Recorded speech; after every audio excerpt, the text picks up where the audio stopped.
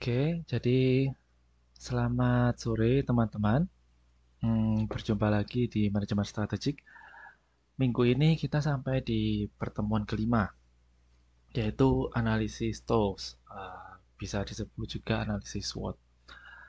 Nah, pada pertemuan siang hari ini kita nanti akan belajar membuat grafik, bukan grafik, sorry, matrix.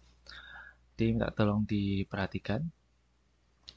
Seperti biasa, sebelum saya memulai perkuliahan pada siang hari ini, kita terlebih dahulu mereview materi pertemuan keempat yang kemarin. Jadi silahkan bagi teman-teman bisa menjawab, nanti saya tambahin satu poin buat tugas duanya. Nah, coba dibuka materinya. Nah, sebutkan 4 karakter kepemimpinan manajemen pemasaran. Nah, ada yang masih ingat? Sebutkan, tidak perlu dijelaskan.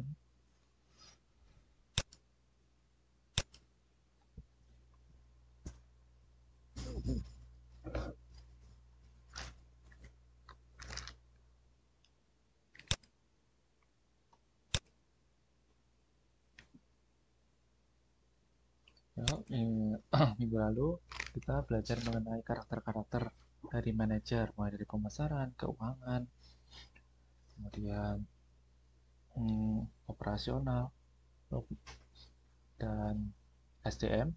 Nah, kira-kira ada yang masih ingat apa 4 karakter kepemimpinan manajer pemasaran? Yuk, yuk ingat-ingat.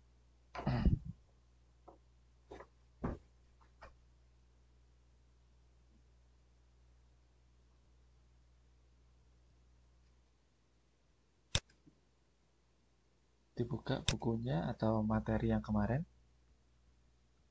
Dua dewa itu bukan Pak. Kenapa?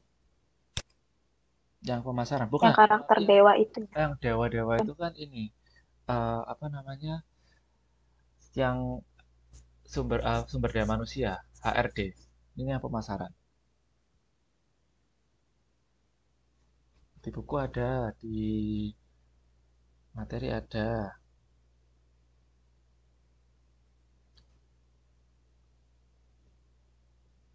Sambil nunggu yang lain.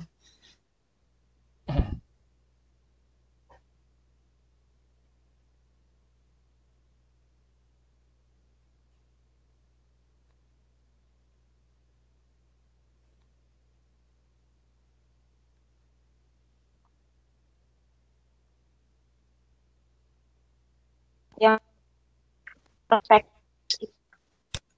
Halo, ya, ya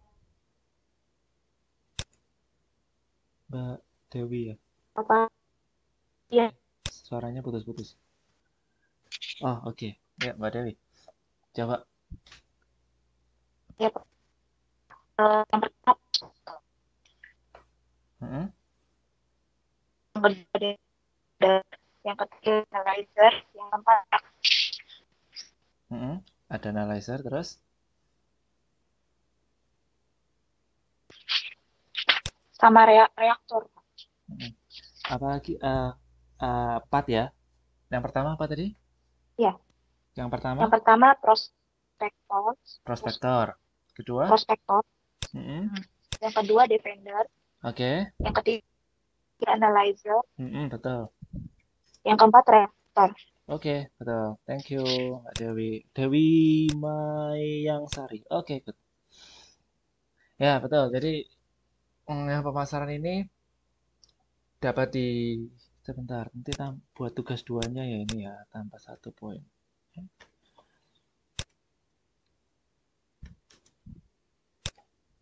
Oke, betul yang disampaikan oleh Mbak Dewi. Jadi, eh, untuk pemasaran sendiri itu ada 4 karakter ya, prospektor, analyzer, defender, dan reaktor itu. Nah, kalau lupa silakan dibuka materinya minggu lalu. Nah, materi ini di minggu ini menurut saya cukup penting karena nanti teman-teman kita akan belajar mengenai membuat matrix SWOT, analisis SWOT. Nah, Setelah mempelajari modul bab 5 ini, diharapkan nanti teman-teman ya mampu mengaplikasikan analisis TOWS atau SWOT ini di bisnis teman-teman sendiri. Bisa service, bisa produk. Jadi yang bergerak di bidang jasa, bisa bergerak di bidang membuat sebuah produk, misalnya produk makanan, terus kemudian uh, create apa misalnya kerajinan tangan, bisa. Kemudian lebih khususnya nanti teman-teman diharapkan mampu menjelaskan asal-usul metrik TOWS klasik dan SWOT 4 kuadran ini seperti apa nantinya. Kemudian menjelaskan kerangka konsep dan langkah-langkah penyusunan analisis TOWS dan SWOT 4 kuadran. Dan ketiga, mampu menggunakan kedua analisis tersebut. Ini yang paling penting nantinya eh, mampu mengaplikasikannya. Jadi di siang hari ini kita akan belajar membuat dua matriks. Nah, sebenarnya sama. Yang 4 kuadran itu 4T ini sedikit lebih rumit tapi berangkatnya sama. Caranya sama. Nah, sebelum saya memulai kita belajar dulu asal usulnya. Nah, mungkin di beberapa buku atau teman-teman pernah mendengar itu istilahnya SWOT. Nah, tapi kalau di modul itu dia menyebutnya TOWS. Nah, sebenarnya sama. Hanya penamaan aja. Nah, apa aja istilahnya? Singkatannya, TOWS itu T-nya itu threats. Threats itu apa? Ancaman. T-nya itu ancaman atau threats. Kemudian O-nya itu apa? Opportunities. Nah, opportunities itu apa? Kesempatan, peluang-peluang yang ada. Weaknesses. Weaknesses ini kelemahannya. Dan strength-nya itu adalah kekuatan. Jadi beda-beda ya. Ada ancaman. Ancaman bisa dari luar. Ancamannya ya dari pesaing misalnya. Opportunity-nya adalah peluang. Peluang itu contohnya misalnya apa yang tidak dimiliki oleh uh, misalnya apa yang tidak dimiliki oleh pesaing lain. Kelemahannya misalnya ya apa yang perlu ditingkatkan dan keempat kekuatannya ya ini juga kelebihan kekuatan hampir sama dengan peluang. Tapi mungkin peluang ini lebih bagaimana mencari pangsa pasar baru. Potensi apa yang bisa digunakan untuk mencari pangsa pasar baru. Nah, analisis SWOT atau TOS ini pertama kali dikenalkan oleh Hayes Weyrich. Nah, ini seorang profesor manajemen di Universitas San Francisco pada tahun 1982. Nah, tergolong baru teorinya, bukan yang dari era 50 atau awal tahun 1900-an, ini cukup baru. Nah, pada buku tahun 1900-an ini menggunakan istilah SWOT. Jadi sebenarnya dia dirubah. Seingat saya, SWOT dulu sebenarnya kan sama seperti saya bilang. Tapi SWOT itu nanti dipilih salah satu. Strateginya dipilih salah satu. Tapi kalau TOWS ini kita membuat semua strategi. Nah, ini saya jelaskan berikutnya. Sampai sini ada pertanyaan ya, masih sederhana ya. Analisis TOWS ini dikerjakan oleh seorang profesor dan sebenarnya ini adalah sama dengan SWOT. Mengapa kita harus menggunakan analisis SWOT atau analisis TOWS ini? Jelas, ini sebagai sebuah alat. Alat untuk apa? Ya alat yang pertama dia ini alat untuk sebagai alat agar kita lebih memahami bagaimana kondisi perusahaan kita sekarang. Bagaimana keadaan perusahaan kita, apa kelebihan kita, apa kelemahan kita. Yang kedua, kita juga dapat menghubungkan berbagai variabel kritik penentu keberhasilan perusahaan. Ya, apa saja variabel kritis penentu itu? Yang pertama ada ancamannya, ada peluangnya, ada kelemahan dan kekuatan. Nah, kalau teman-teman di sini mencermati yang namanya ancaman dan peluang itu, teman-teman harus melihatnya dari luar, dari eksternal, lingkungan eksternal, variabel eksternalnya, sosial, politik, ekonomi, budaya, seperti itu. Tetapi kalau kelebihan dan kelemahan, siapa yang tahu kelebihan dan kelemahan kita sendiri? Ya diri kita sendiri. Maka yang harus kita lihat adalah variabel-variabel internal. Nah, ini menjadi dasar ketika nanti teman-teman saya minta untuk membuat sebuah matrik SWOT. Ingat, jadi kalau ancaman dan peluang itu harus teman-teman lihat dari luar, variabel eksternal. Karena ya supaya kita bisa menang, supaya kita bisa mengetahui ancaman dari musuh, kita harus melihat sekeliling kita. Sebaliknya, kelemahan dan kekuatan itu kita melihat dari dalam diri kita sendiri. Kita harus paham kondisi kita. Kenali diri kita sendiri supaya kita bisa memenangkan sebuah pertandingan. Itu kelihatan dari variabel internal. Apa saja variabel internal itu? Di pertemuan 3, pertemuan kedua sudah saya singgung. Internal ya SDM-nya, pemasarannya, keuangannya, operasionalnya, kemudian apa lagi? Finansialnya, seperti itu. Sehingga dapat bisa secara garis besar, analisis TOWS ini adalah sebuah proses untuk melakukan penilaian terhadap perusahaan dan lingkungan bisnisnya. Dilakukan oleh manajemen sendiri. Nah, mungkin nanti teman-teman bertanya, siapa yang nanti harus melakukan analisis TOWS ini? Apakah orang lain ataukah perusahaan sendiri? Tentu saja jawabannya adalah kita sendiri. Apa akibatnya apabila kita nanti harus membuat analisis TOWS untuk bisnis kita sendiri? Salah satu resiko yang mungkin akan muncul adalah kita menilai secara subjektif. Saya merasa bisnis saya sudah oke kok. Saya merasa bisnis saya ini cukup berkembang kok. Nah, ini kan penilaian-penilaian subjektif, yaitu menurut Anda sendiri, menurut teman-teman sendiri. Sehingga nanti ketika teman-teman saya minta untuk membuat matrix TOWS, berusaha untuk berpikir menilai secara objektif. Kenapa? Tujuannya untuk kebaikan dari bisnis Anda sendiri. Semakin objektif, maka kita semakin rendah hati, semakin semakin bisa memahami, oh saya sebenarnya lemah di sini. Di sebuah perusahaan yang besar, untuk membuat analisis TOWS ini tidak disarankan untuk membuat sendiri. Tidak disarankan untuk dibuat oleh hanya manajer operasional atau hanya dibuat oleh manajer keuangan. Nah, untuk analisis TOWS sebuah bisnis keseluruhan, kita harus dibuat secara bersama-sama melibatkan berbagai pihak supaya kita mendapatkan banyak input.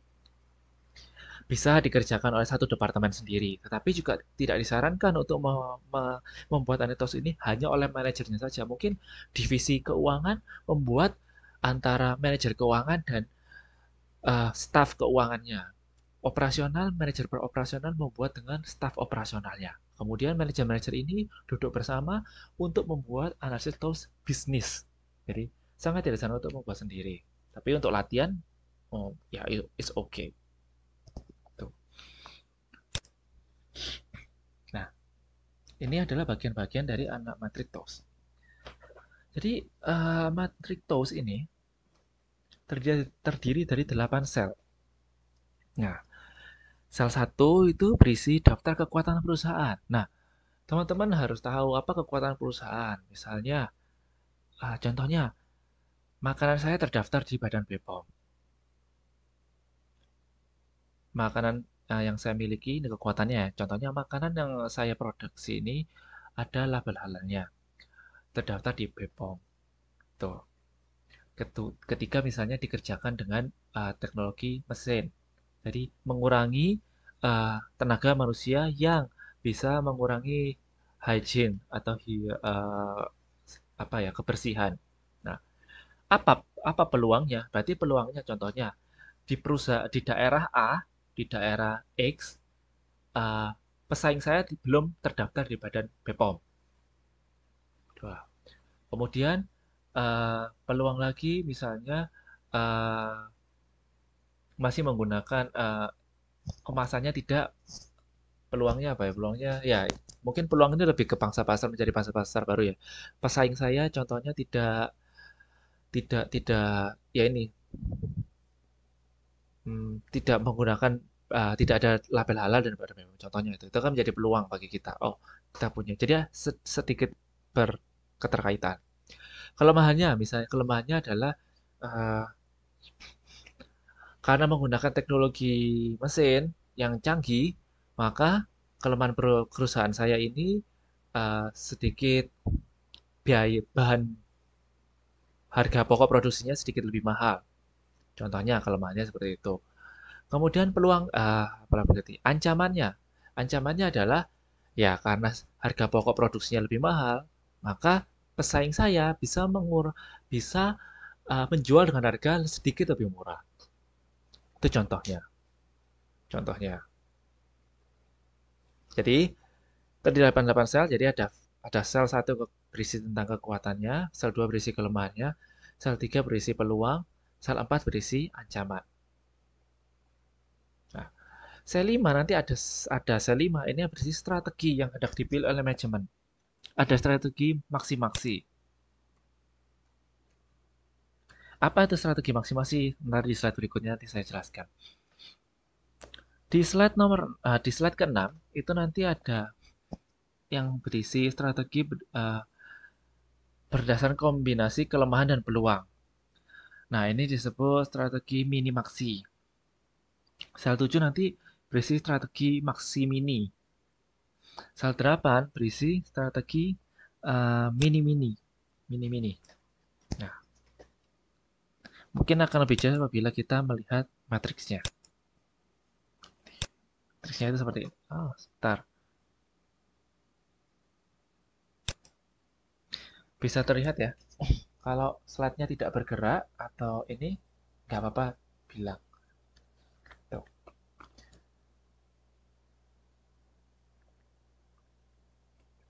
Oke. Seperti yang bisa teman-teman lihat di slide atau di layar, yang atas itu berisi lingkungan internal. Jadi apa saja yang internal tadi meliputi kekuatan dan kelemahan perusahaan. Jadi kekuatan perusahaan dan kelemahan perusahaan itu ditaruh di paling atas.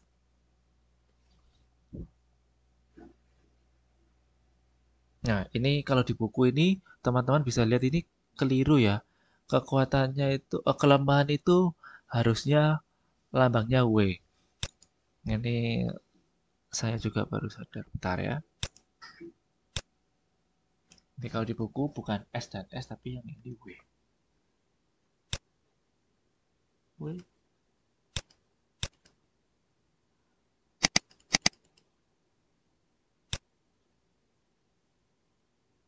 Tadi kata weaknesses.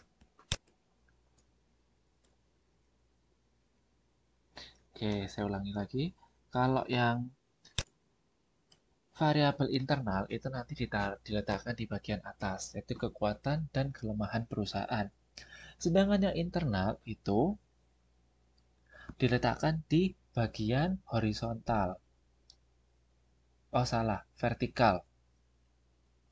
Vertikal, jadi yang tegak ini, menurun ini, yaitu peluang bisnis dan ancaman bisnis. Jadi yang atas kekuatan dan kelemahan, yang vertikal peluang dan ancaman. Nah, yang tengah ini apa yang harus diisi? Nah, yang tengah ini berisi misalnya. Oke, sekarang perbedaan SWOT dan TOWS. Nah, SWOT dan TOWS sebenarnya hampir sama. Tapi kalau SWOT itu dipilih salah satu. Nah, buku ini menggunakan istilah TOWS. Apa bedanya dengan SWOT walaupun hampir sama? Kalau di TOWS ini semua strateginya harus ditulis.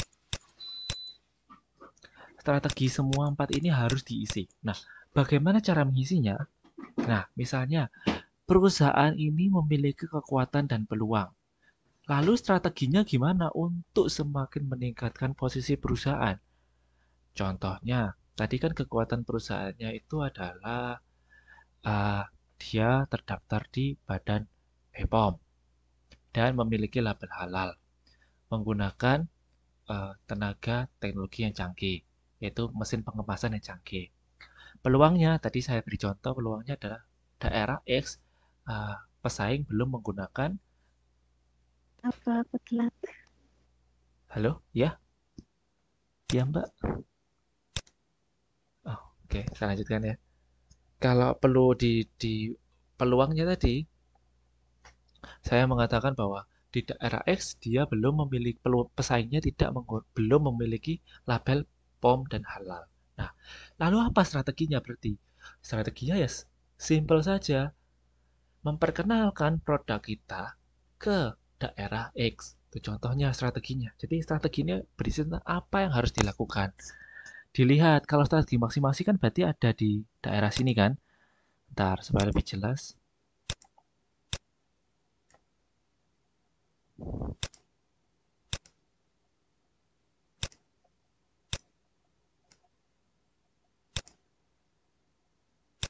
Nah, berarti ya, buatlah strategi berdasarkan kekuatan dan kekuatan dan peluang. Nah, lalu kalau kelemahan gimana? Tadi kelemahannya apa? Dewa masih ingat nggak kelemahannya apa tadi kelemahannya? Kelemahannya adalah karena menggunakan tenaga mesin pengemasan yang canggih, nah tidak tersentuh tangan manusia, berarti harga pokok produksinya adalah lebih sedikit lebih tinggi daripada pesaing. Tetapi dia masih punya peluang, yaitu peluangnya tadi adalah di daerah X, itu dia uh, belum ada yang menggunakan badan BPOM tadi itu. Jadi apa strateginya kemudian? Kita lihat. Kira-kira apa strateginya berarti? Ini saya beri warna lain ya, supaya nggak bingung ya. Mungkin warna hijau.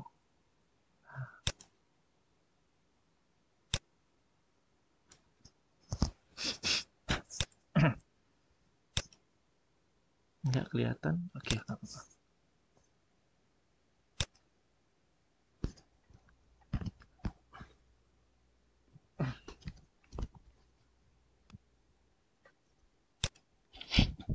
Lalu apa strateginya berarti? Strateginya adalah memberikan penjelasan kepada, misalnya di kemasannya tadi diberikan keterangan bahwa uh, menggunakan teknologi higienitas terjaga, terjamin, dan memperkenalkan di daerah X. Nah, strateginya seperti itu.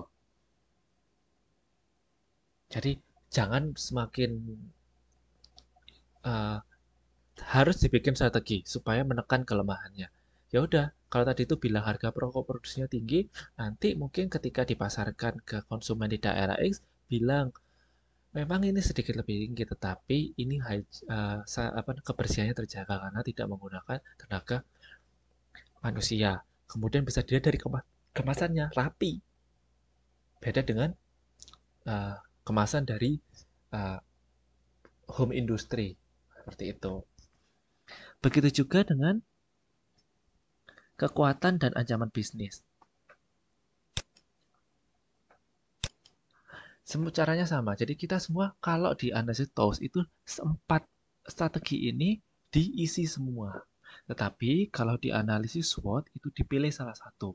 Nah, tapi saya nanti minta bahwa semuanya nanti diisi semua ya strateginya. Nah, tujuannya tetap supaya kita semua bisa tahu apa langkah-langkah yang harus dilakukan. Nah, sekarang tahapan penyusunan matriksnya. Nah, yang pertama adalah seperti yang saya bilang tadi bahwa sebaiknya penyusunan metrik ini tidak dilakukan sendiri. Tujuannya hal ini dikarenakan untuk menghindari pemikiran atau opini-opini yang bersifat subjektif. Nah, jadi harus banyak mendapatkan input dari orang lain.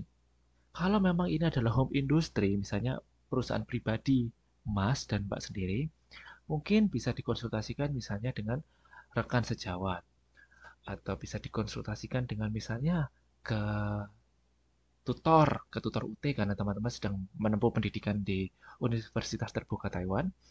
Jadi, jadikan kesempatan belajar ini sebagai hmm, bertukar ilmu. Nah, itu juga bisa. Atau kalau perusahaannya udah besar, bisa menggunakan konsultan. Jadi, manajemen bersama-sama konsultan mengidentifikasi kekuatan kelemahan perusahaan dengan yang pendekatan yang kita pelajari di bab 4. Nah, kemarin kita sudah mempelajari bagaimana mengidentifikasi kekuatan dan kelemahan perusahaan. Ada pendekatannya kan?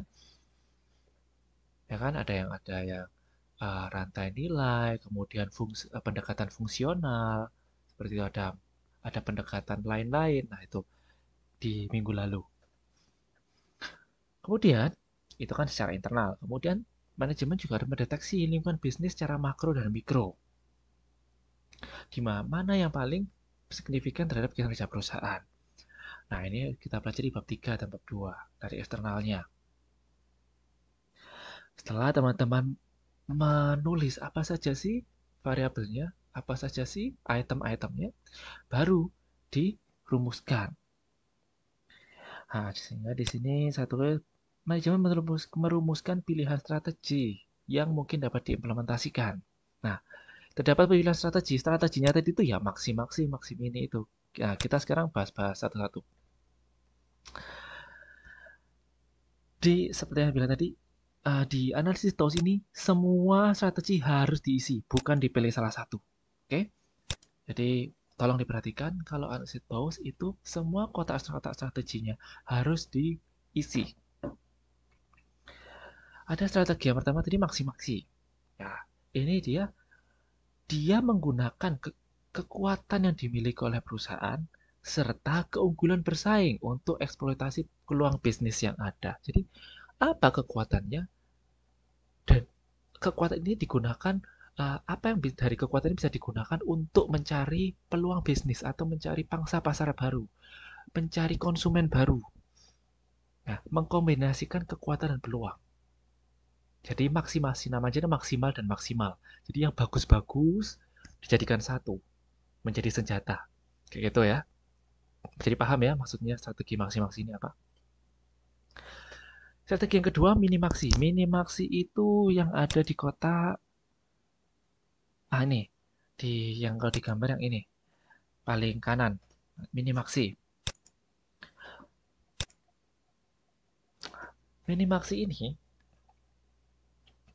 ingat, minimaksi ini adalah dia masih punya kekuatan. Apa? Peluang bisnis tadi itu.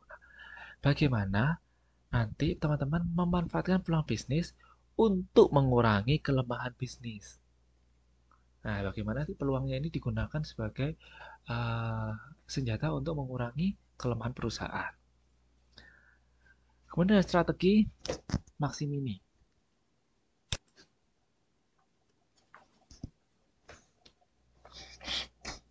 Kalau strategi maksimini ini dia juga punya kelebihan. Kelebihannya adalah menggunakan kekuatan dan keunggulan yang dimiliki oleh perusahaan untuk menghindari efek negatif dari ancaman bisnis dari pesaing. Ini yang paling gampang sih menurut saya, karena kalau Maximi ini lebih gampang, karena dia punya kekuatan yang bisa digunakan untuk mengalahkan pesaing.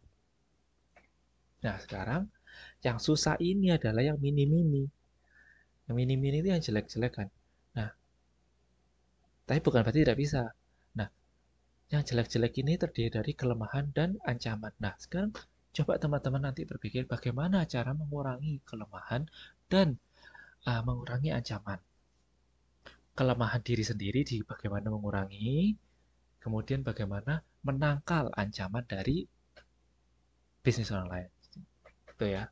Bagaimana cara mengurangi kelemahan bisnis kita sendiri dan bagaimana cara menghindari ancaman bisnis dari luar. Sampai sini mungkin ada yang ingin ditanyakan sebelum kita masuk ke studi kasus. Silakan kalau ada yang ingin ditanyakan.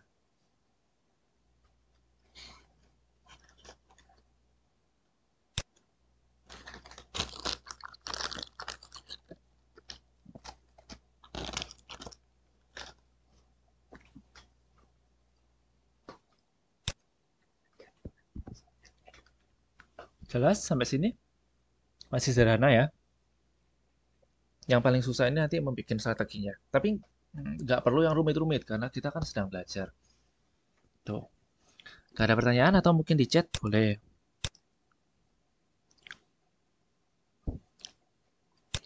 Oke, belum ada ya. Kalau belum ada, saya lanjutkan. Sekarang kita masuk ke studi kasusnya.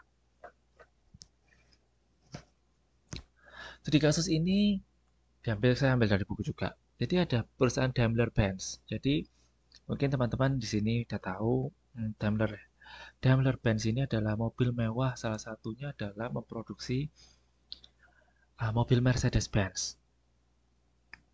Nah, mobil build up dari Eropa. Nah, sejak tahun 1992, intensitas persaingan mobil di dunia ini meningkat. Mengapa? Karena salah satu penghasil mobil di Jepang mulai memproduksi mobil mewah. Nah, ada Toyota, ada Honda. Nah, dengan Jepang ini terkenal dengan efisiensi kerja yang sangat tinggi. Dia mempunyai prinsip untuk zero defect atau dia mampu menghasilkan produk dengan tanpa sedikit mungkin waste atau produk gagal. Nah, hal ini menjadi ancaman bagi produsen-produsen mobil di Eropa. Dan kalau teman-teman perhatikan, mobil-mobil keluaran Jepang ini biasanya tipe-tipe mobil yang murah, ya atau tidak? Jadi tidak terlalu mahal, tapi kualitas ya biasa saja. Misalnya kayak Avanza, Agya, Ayla, macam itu kan Xenia dulu, Daihatsu Xenia. Jadi perusahaan keluaran dari Asia, Korea, Jepang itu notabene memang dia murah, lebih murah. Ya, hal ini juga semakin membuat produsen dari Eropa ini ketar-ketir. Di sisi lain, di Jerman itu BMW juga memperkenalkan produk baru. Nah, Mercedes-Benz dan BMW ini sudah terkenal sebagai salah satu pesaing bisnis. Mereka sama-sama dari Eropa. Tetapi Daimler-Benz merasa dia ini memiliki peluang dan kekuatan bisnis yang bagus. Nah, dia merasa bangga, merasa percaya diri. Apa peluang yang dia bisa, apa kekuatan bisnis dari Mercedes-Benz ini? Yang pertama adalah dia memiliki kelebihan kedekatan lokasi pemasok. Nah, apa akibatnya? Apa keuntungannya? Kalau lokasi pemasok ini dekat, proses distribusi berjalan dengan lancar. Ya atau tidak? Jadi ketika pemasok ini dekat, otomatis dia proses distribusi berjalan dengan cepat dan lancar. Kemudian, teknologi yang digunakan bagus. Ini menjadi sebuah kekuatan. Pamor. Pamor ini juga menjadi kekuatan. Dan model-model yang baru. Nah, ini dia merasa masih memiliki peluang. Nah, lalu bagaimana strategi bisnis mungkin untuk Daimler-Benz? Nah, kita lihat di buku.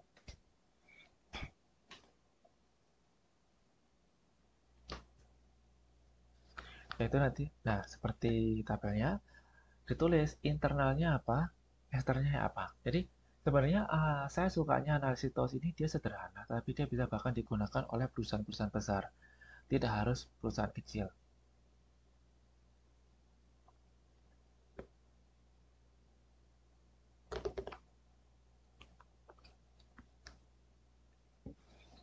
Nah, kita lihat satu-satu.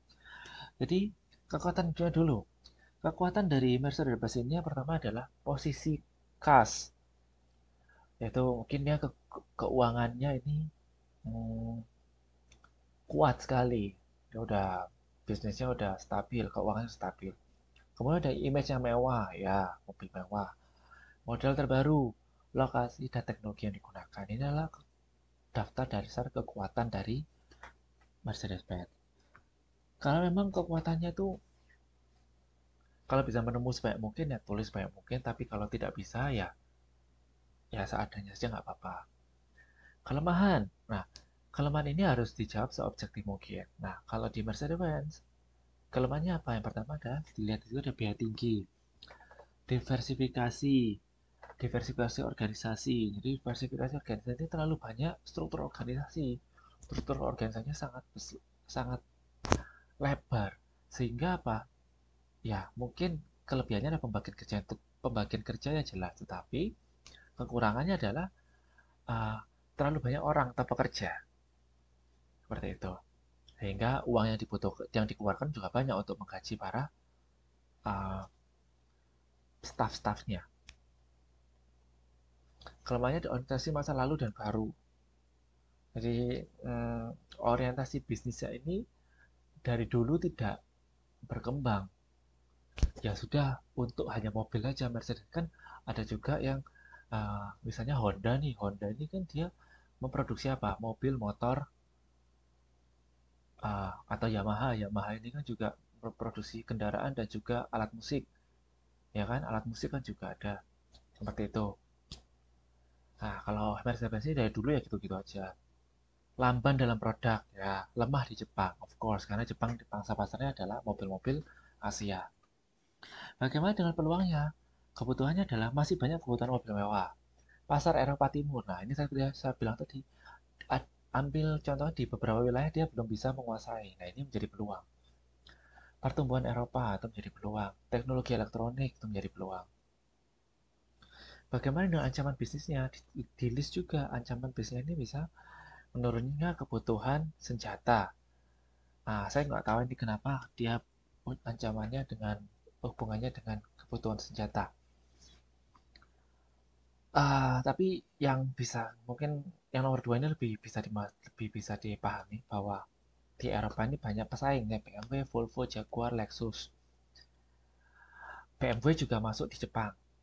Berarti ini juga menjadi ancaman. Kalau misalnya BMW di Jepang ini udah masuk, saya harus kenapa saya belum bisa masuk di Jepang seperti itu.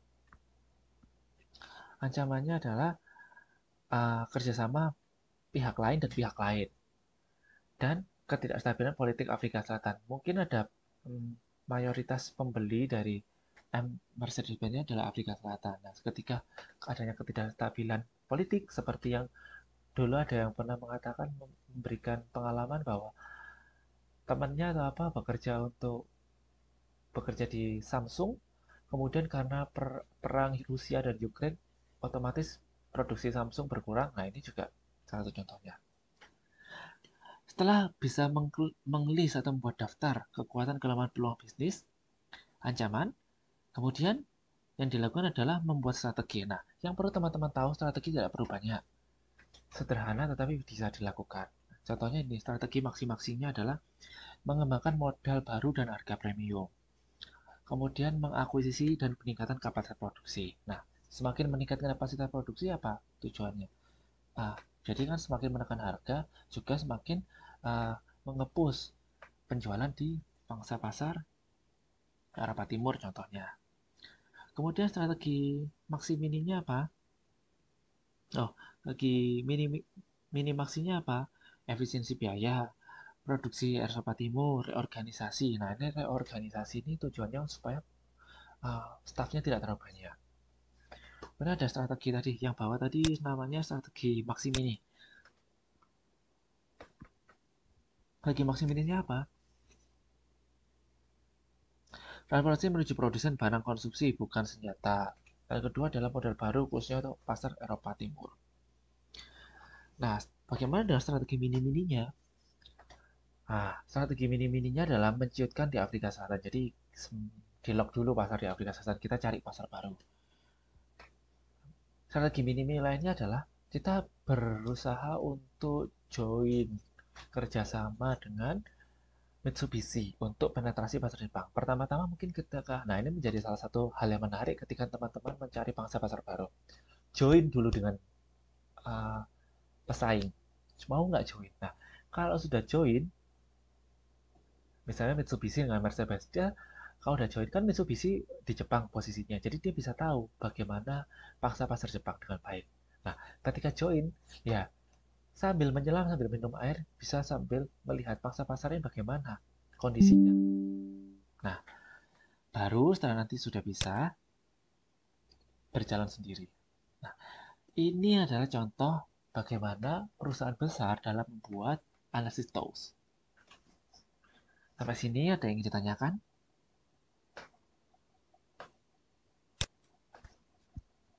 Susah, susah, susah, gampang ya. Oke, ada yang ditanyakan?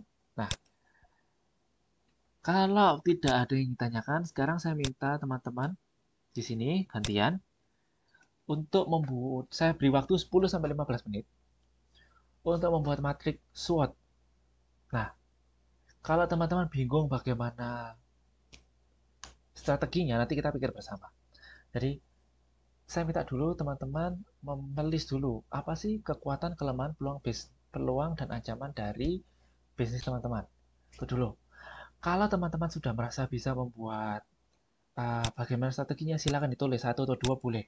Kalau belum bisa nggak apa-apa. Nah, saya beri waktu 10-15 menit sekarang. Silakan dibuat berdasarkan bisnis teman-teman atau rancangan bisnis. Nanti silakan yang mau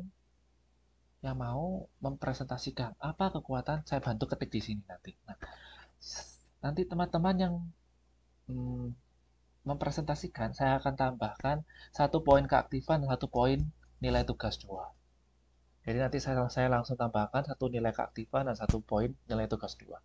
Nah, sekarang saya beri waktu 10-15 menit. Silakan dibuat daftar kekuatan, kelemahan, peluang bisnis, strateginya. Strateginya. Strateginya itu di sini ya. Saya tulis di sini.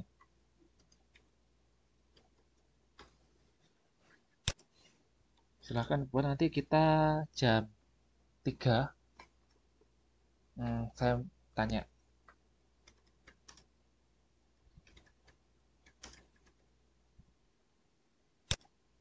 Nggak perlu banyak-banyak.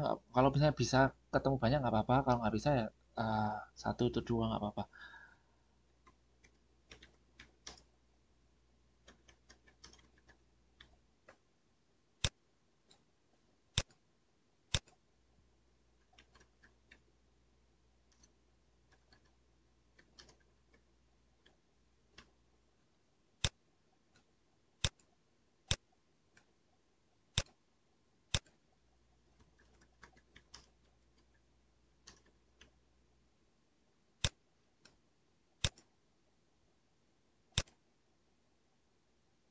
Oke, jadi di jam 3 silakan teman-teman membuat dulu. Membuat matriks SWOT.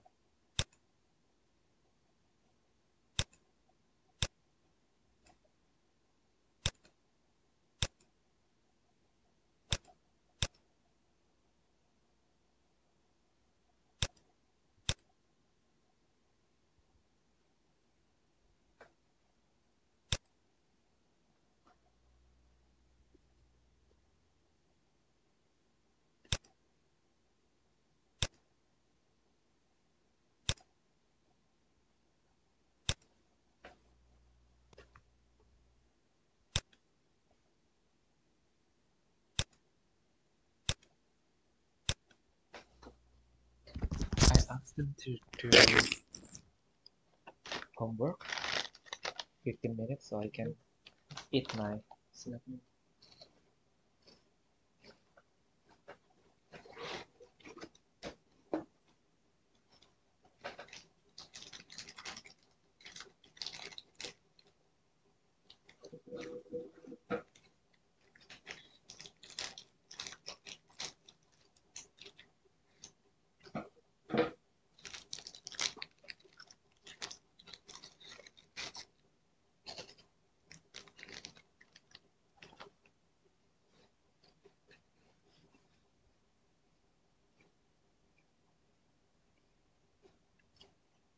You seem busy. Yeah, I'm sending messages.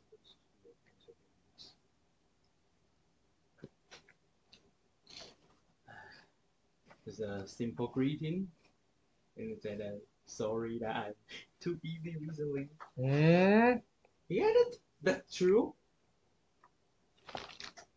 Just to be polite, or should I say like hi, I'm Sun Yao. Oh, sorry that I didn't contact you before. So now are you willing to get into the interview? No, that's very rude. Email? Hmm? Email? By email? No, I like.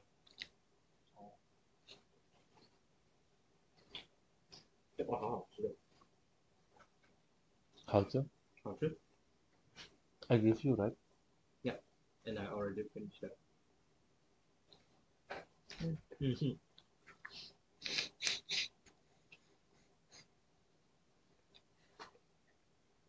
think this is a good strategy to give them.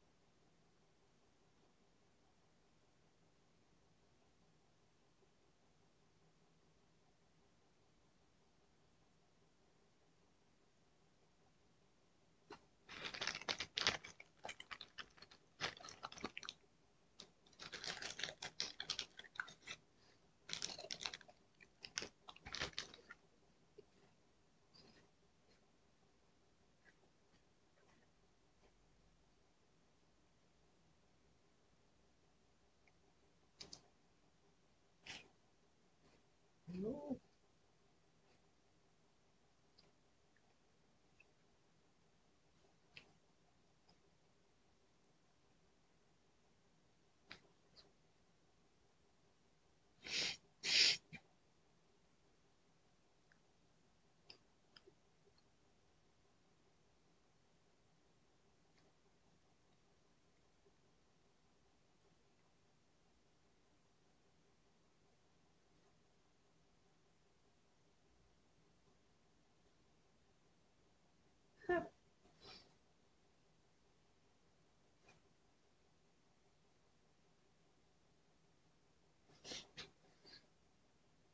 What is 豆叶？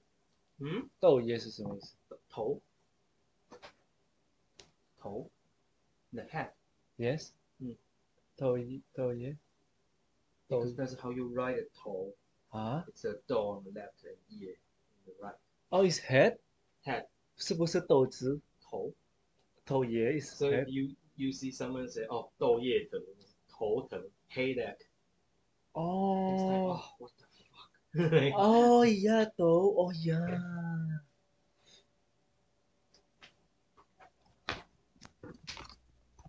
you still with it, bro? No. Mm.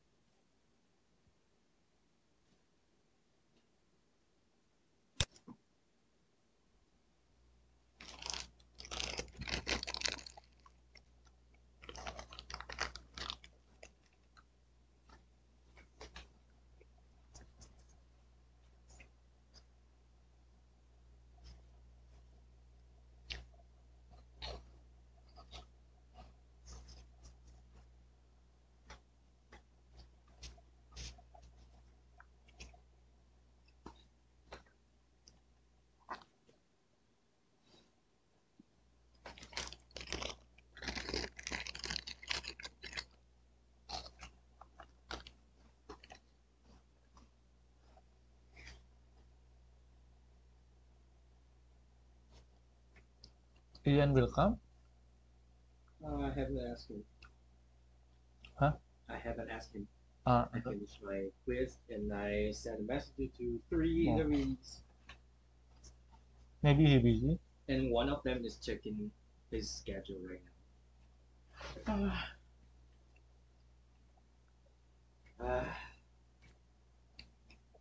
Jayo. But luckily, I'm very, very lazy. If I do contact them immediately when they sign up the interview, that means I will be like Directly have to 2 interview. or 3 times busier last 2 weeks. So it's like, oh, and another one just replied me. 你好, okay. He looks like cute. It's And then you like- look handsome. it's like, of course I want them to come, but right now.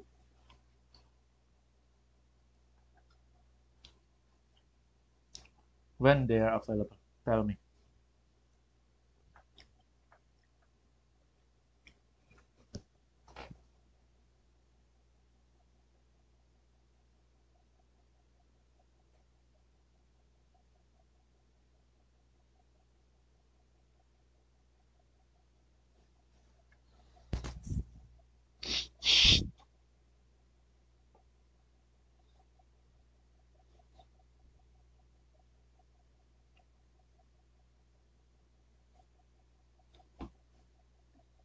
One of them said that we should meet in person or online interview, and he said that because if he come home like take a lot of public transportation, I said, oh, maybe another period, another loop of quarantine. I said, oh, let's do the online interview. Online is better right now. How do you record? By video or just voice? Voice, right?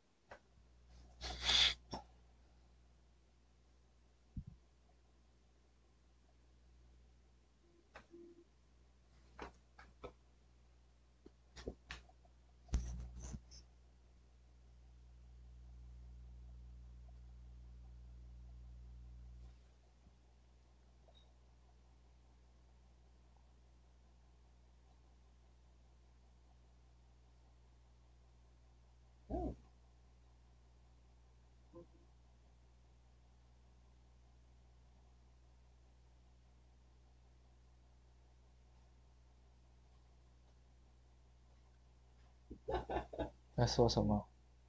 He said that he preferred do that in person. Do So it of course I go in person, just do a lot of protection. in cafe. Yeah, Don't do it here. I won't invite. It's kind of another research, Okay. right? Ethical. Why? No, I just. Why you mad on me? I'm not mad. Oh, it's not he, it's she. Oh, Okay. I confused with because there will be female and male. Okay, the female you can invite here. What's this double standard for? Oh, it seems like I'm also annoying. And she said that she preferred that in person interview because she would get very awkward when talking on the phone or. Oh, really? Hmm, Sometimes. some people just don't get very comfortable or don't get confidence in front of the camera. Oh, really? But they can turn off the camera, right? I can do both, of course. It's like, but I haven't do that because, like I said, that I started this project when I was at the last year of the college, Mm. and then I continue this topic to make it become my thesis. So I already interviewed 8 people before, but those 8 people, there are six people that I only interviewed them online because I'm too lazy and too busy, so I don't want to spare any time to go to the middle or North Taiwan. And frankly, that my advisor didn't ask me about that, or she will strike me to death. It's like, how dare you? But I just stay here, and I didn't even turn on my camera. Oh, really? But when we're in a class of the sociological research method class, the teacher said, "Oh, I thought that you turned on your camera. Mostly we suggest that you should turn on the Yeah. camera." I said, "Oh, I will improve that from next interview." Yeah, I And think so now I do turn on my camera, but the interview don't have. it's okay. It's that if they want to, then they can turn on. Yeah. And if they don't want, then that's okay. Just like Yeah. I have to. I think it's too polite, right? Yeah. And then, yeah. But it's It's okay. so And for and the just thesis, say how that many people? I haven't do that in person interview for a very long time. So it's like, ah, By the way, how many people you have interviewed for this thesis? For for this thesis, how many interview you have interviewed? Finished interview I finished for 4 new ones and I got 8.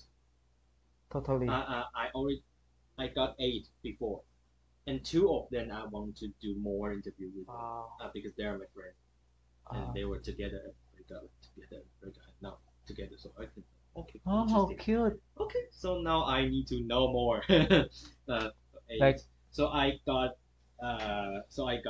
12 right now, and here's another 2 who sign up the the Google Form from yesterday, 填表单. because of from the yesterday you've One joined. is from yesterday, one is 2 weeks ago from Yeah. nowhere. I don't know. And I just realized that yesterday that someone, according to the profile, it seems like also a practicer of open relationship, but it just like my FB post and then send me the friend request, but I haven't replied. So who is he here? Why is he here? Maybe you Like, can ask. maybe I should ask him. Yeah.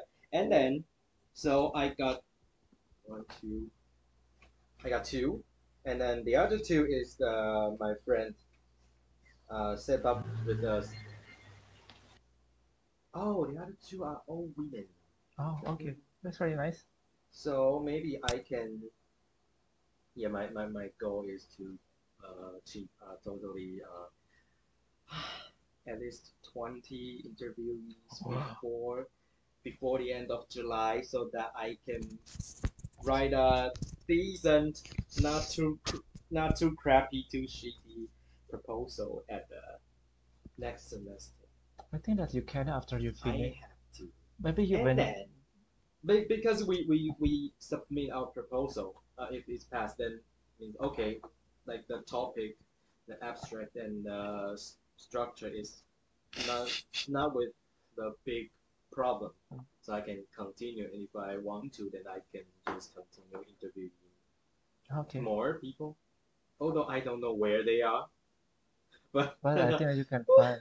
Maybe you can from the interview you can I think have. at least I have to get 20 interviewees. Yeah. And then my dream is my dream is 30, and like the impossible goal is 40 to 45, but I don't know. It's too much. Come on, some PhD doctor's dissertation, they they are only interviewing people like 30 to 40. So I think if I can get 25, then I'm lucky enough. Maybe you can ask them like, do you have any friend who want to join? I ask everyone. I ask everyone. I want to start again.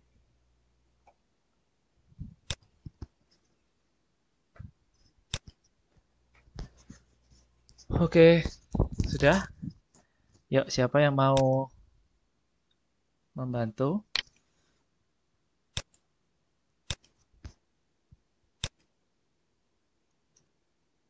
Siapa yang mau mulai dulu? Nanti saya bantu ketik di sini.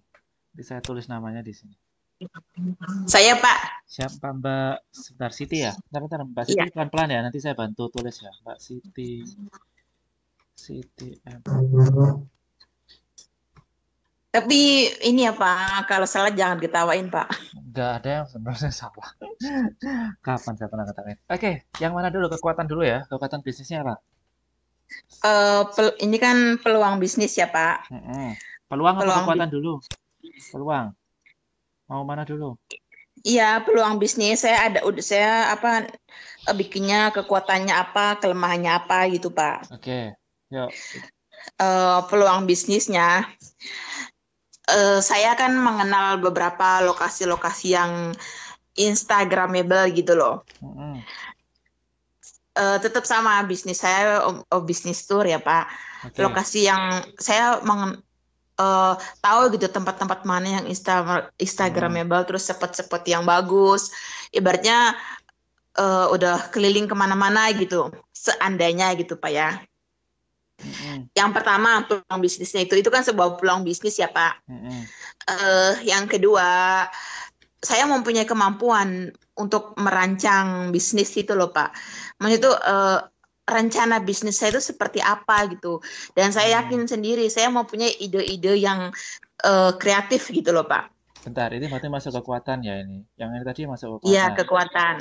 Apa tadi kekuatan? Ini kemampuan ide bisnis yang menarik. Oke, berikutnya. Iya, kelemahannya saya 2 ya, Pak, bikinnya, Pak ya. Kelemahannya. Nah, walaupun saya tuh tahu tempat-tempat wilayah tersebut, tapi saya tuh masih terkendala perizinan dan apply visa atau paspor. Yang tahu sendiri demokrasi kita itu sulit gitu loh. Untuk mengapply sebuah paspor atau visa itu butuh waktu berbulan-bulan. Itu yang pertama, kelemahan yang pertama.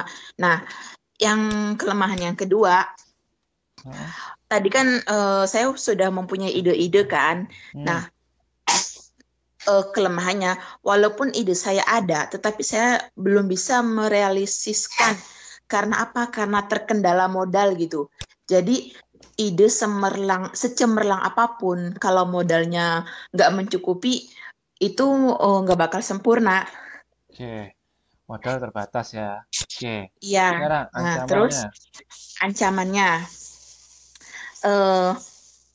persaingan di dalam bisnis tour itu sekarang itu udah banyak, dari mulai yang turnya abal-abal gitu, ataupun tour yang sudah mempunyai sertifikat tersendiri. Itu udah banyak. Okay. Nah, Itu ancaman tapi dari sisi kekuatan ya. Nah, terus yang kedua, harga paketan tur itu yang per paket sama hotel, sama makan, sama pemandu wisata, itu lebih murah gitu. Harganya lebih terjangkau masing-masing itu. Itu dari sisi kekuatannya. Terus dari sisi kelemahannya, walaupun sudah banyak bisnis tour, tapi kita tuh bisa maju dengan cara kita sendiri gitu loh. Gimana sih caranya tuh mempunyai bisnis tour yang berbeda daripada yang lain gitu. Misalnya dari pelayanan yang ramah, yang pertama, terus yang mempermudahkan para pelanggan dari sisi misalnya kita mengasih bagasi lebih nih, atau misalkan kenyamanan gitu. Walaupun ada yang lebih murah, tapi pasti pelanggan inginnya yang lebih nyaman kan. Nah, yang kedua itu untuk kelemahan dari harga hotel paket, kita bisa mencari endorsan. Tadi kan dari sisi kekuatannya kan harga per paket hotel dan makanan tuh lebih murah kan, Pak? Wait. Saya tunggu dulu. Sebentar. Kekuatannya tadi, harga paket tadi ini kekuatannya bisnisnya Mbak atau kekuatan dari pesaing? Kekuatan dari pesaing? Dari pesaing, Pak. Dari pesaing. Harga, sebentar. Saya ketik dulu ya. Harga pesaing. Halah, sen saya lah. Maaf ya Pak, dan aku rebel nih Pak. Oh ya. Sen kok lah.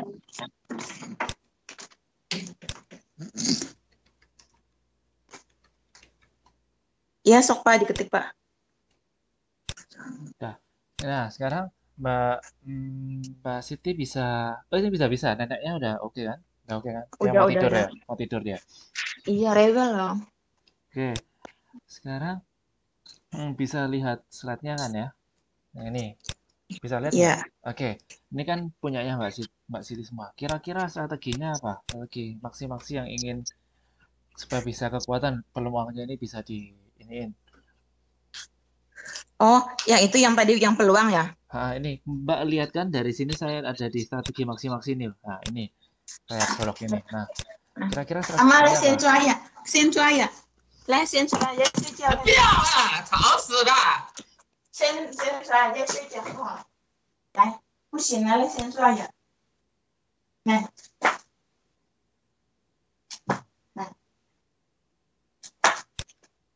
先出来。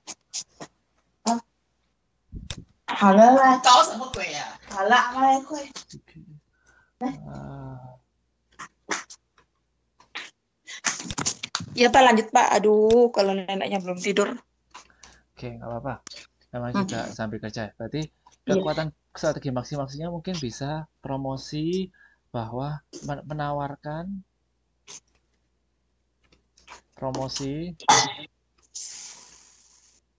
lokasi Instagramable.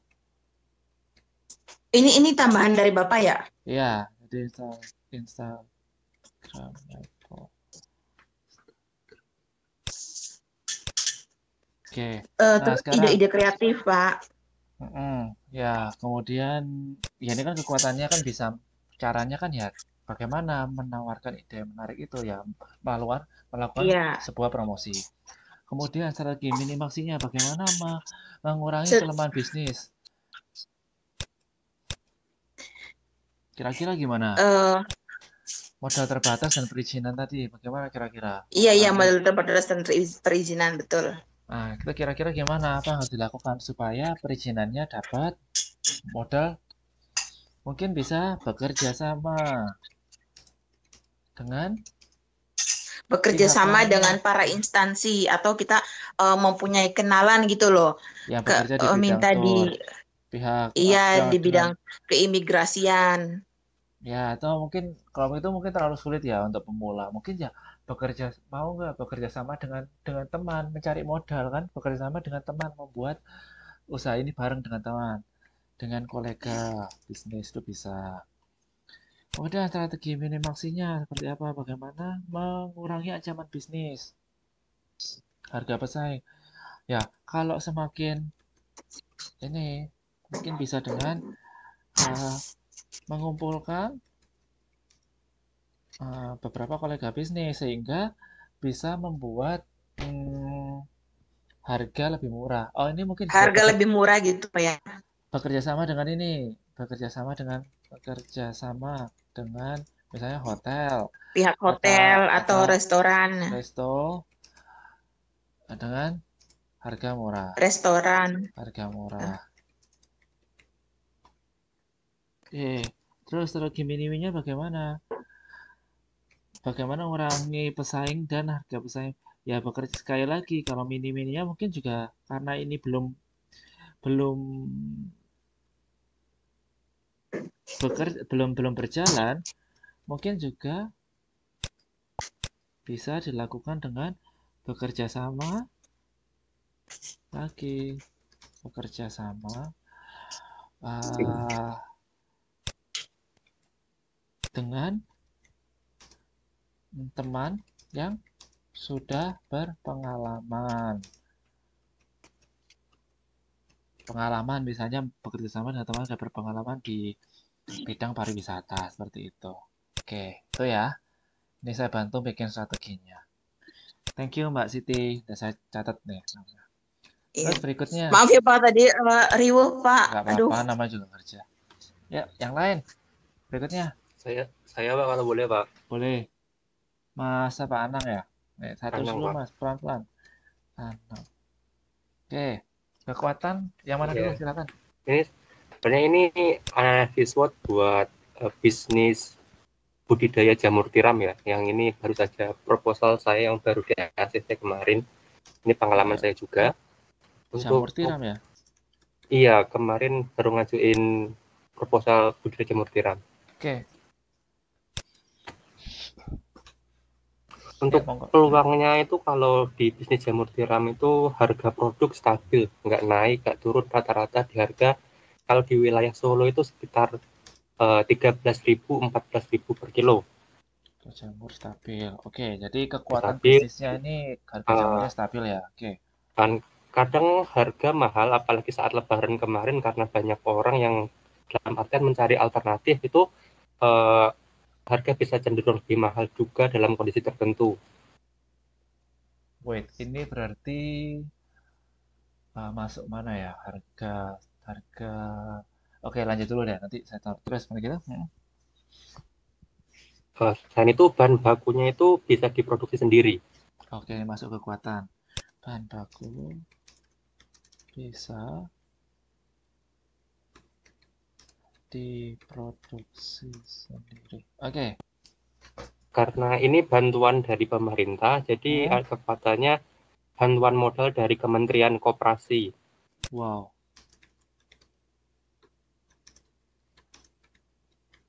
Dari Kemenkop. Oke. Ya. Untuk kelemahannya ya, kelemahannya itu teknologi pengolahannya ini masih sederhana, belum optimal, jadi masih perlu perkembangan lagi, peningkatan lagi. Oke, bagus. Sama kualitas produk olahannya itu masih rendah.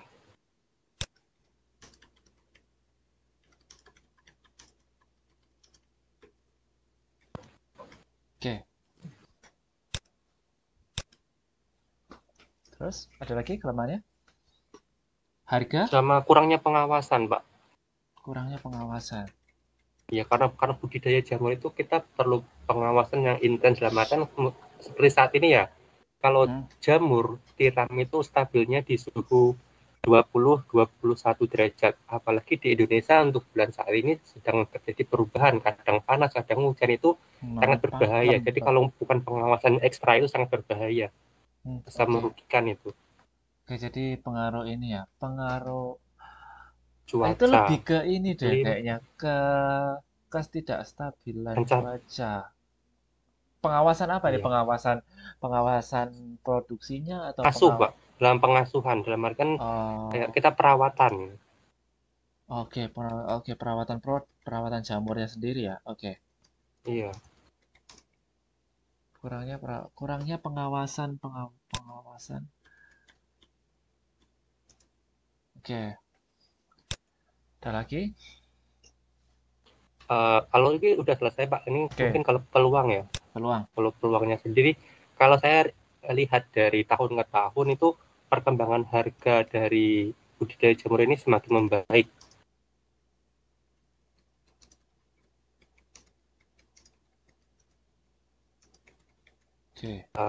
Selanjutnya daya beli masyarakat semakin meningkat, dalam artian di era sekarang banyak masyarakat dalam artian yang lebih ke kesehatan, jadi mereka nggak begitu banyak mengonsumsi daging-daging, itu mereka lebih beralih ke jamur.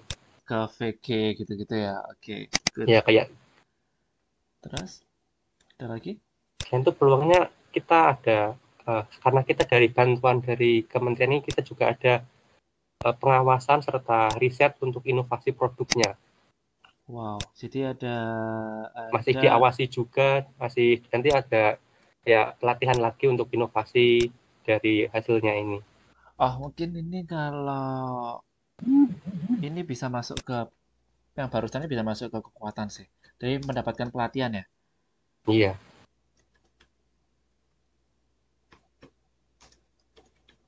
Bentar. Pelatihan dari mana, Mas? Kalau pelatihannya ini kan dari kementerian, jadi kita itu nanti dari kabupaten nanti. Pelatihan jadi dari kabupaten langsung, dari dinas perindustrian. Jadi selain mendapatkan bantuan modal juga mendapatkan pelatihan budidaya. Oke, good. Itu masuk kekuatan saya rasa. Karena nggak ada hubungannya dengan, maksudnya ya itu dari luar, cuman bukan berhubungan dengan pesaing atau menemukan pangsa pasar baru. Oke, bagus. Terus ada lagi? Untuk peluangnya mungkin menyesuaikan gaya hidup masyarakat saat ini ya. Itu mungkin hubungannya dengan daya beli sih. Bagaimana dengan Daya pesaing? beli, iya. Untuk ancaman ya, untuk ancamannya sendiri itu kayak resiko kerusakan dari produk jamur itu sangat tinggi. Misalnya kita pagi hari panen, kalau kita nggak langsung dibungkus, nggak langsung di packing, kalau kita itu terkena perubahan udara, misalnya dari pagi kan masih segar, suhu masih kasarnya 23, 24, kalau siang sampai 27, 28 itu langsung layu, itu langsung beresiko banget itu kerusakan produknya. Oke, ini resiko budidaya ya. Resiko apa ya? Cuaca, resiko kegagalan budidaya.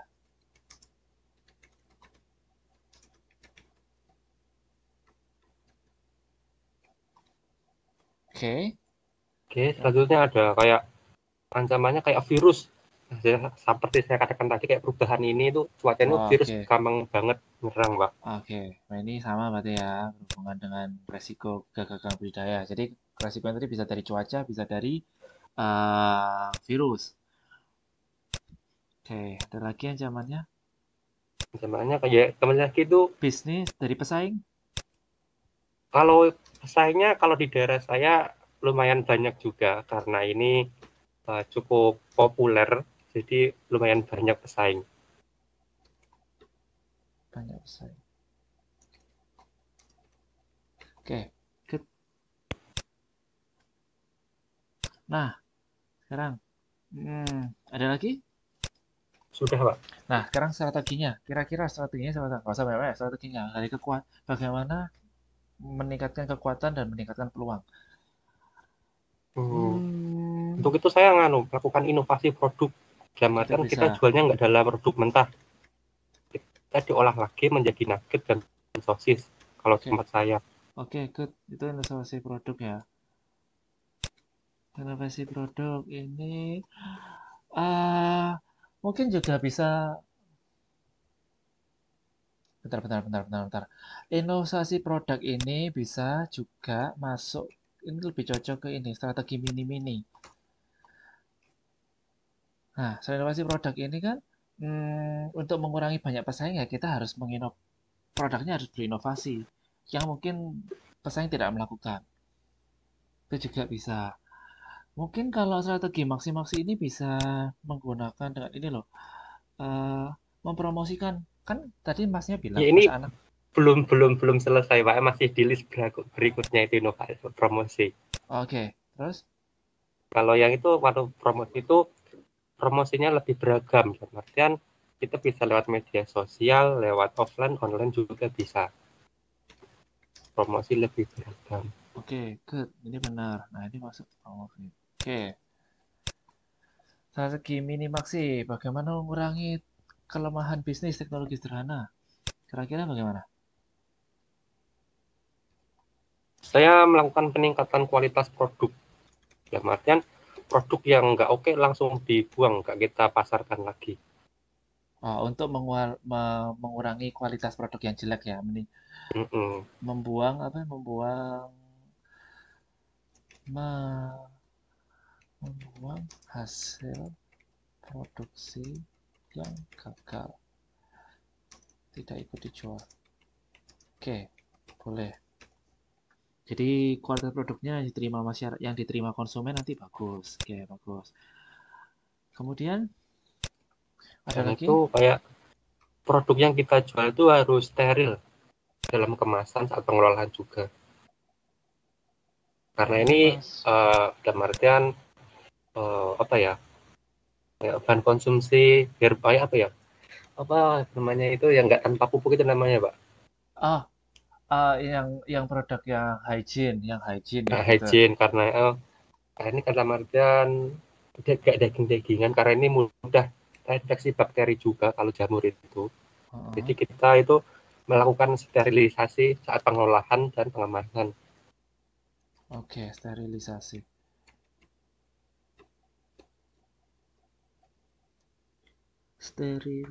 Sterilisasi menjaga.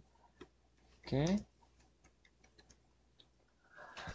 Berikutnya, ada lagi? Strategi Minimaksi? Udah. Oke, sekarang Udah, Pak. strategi Maksi Mini. Bagaimana mengurangi banyak ancaman tadi, ancaman dan meningkatkan harga kekuatan bisnis. Mungkin ini juga bisa dilakukan dengan inovasi produk. Iya, benar. Inovasi Di produk. saya juga inovasi produk soalnya. Oke, inovasi produk. Kalah. Oke, thank you. Berikutnya, ada lagi? Yuk. Ada diversifikasi produk. Diversifikasi produk ini berarti Oh ya, oke. udah selesai ya, Inovasi Pak? Gak apa-apa, gak apa-apa, gak apa-apa, Pak. strategi produk ini inovasi. Ini bisa masuk ke sini. Kalau saya di strategi Maxim ini. Ya, sebenarnya ya sama sih, diversifikasi produk. Ini bisa.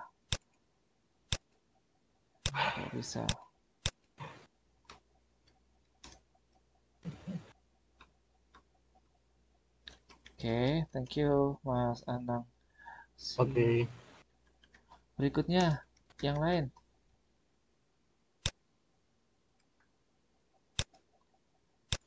Lewat chat juga nggak apa-apa ya.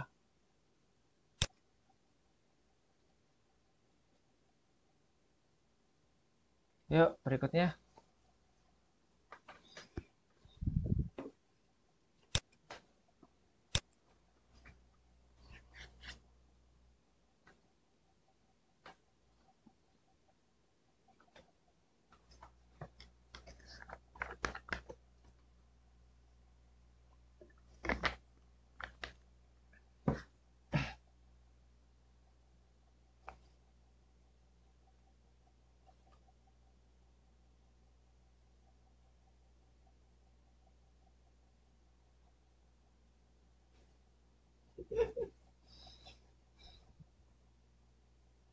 You turn over camera.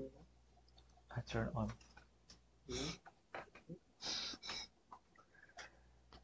Yang lain?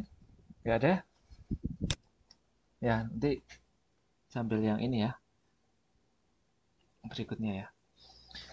Nah, berarti apa keunggulan kelemahan matrik TOWS ini? Nanti yang lain kalau mau sudah membuat tadi, kalau mau presentasi boleh daripada rugi kan, sudah membuat tapi nggak dipresentasikan. Sambil nunggu yang lain saya lanjutkan dulu. Jadi apa keunggulan kelemahan matrik TOWS ini, bagi seorang manajer yang telah berpengalaman mungkin membuat seperti ini bisa dilakukan dengan baik. Tetapi bagi manajer baru atau yang tadi seperti Mbak Siti atau Mas Anang yang baru mau memulai membuat proposal rancangan bisnis, mungkin hal ini bisa sedikit menyesatkan dalam artian juga ya kita kan meraba-raba jadinya, kan tidak memiliki gambaran jelas. Nah, oleh karena itu itulah fungsinya pentingnya dikonsultasikan atau dipresentasikan sehingga nanti kalau bisa saya memberikan ide, mungkin teman yang lain juga bisa memberikan ide seperti itu. Nah, selain dengan matrik TOWS tadi, kita hari ini juga membicarakan mengenai matrik SWOT 4 kuadran. Nah, pada dasarnya pembuatan matrik TOWS ini sama dengan pembuatan matrik 4 kuadran. Berangkatnya itu sama. Kita tetap harus membuat list atau daftar mengenai kekuatan, kelemahan, peluang, dan ancaman bisnis yang sedang teman-teman kelola. Nah, tetap caranya di sini. Namun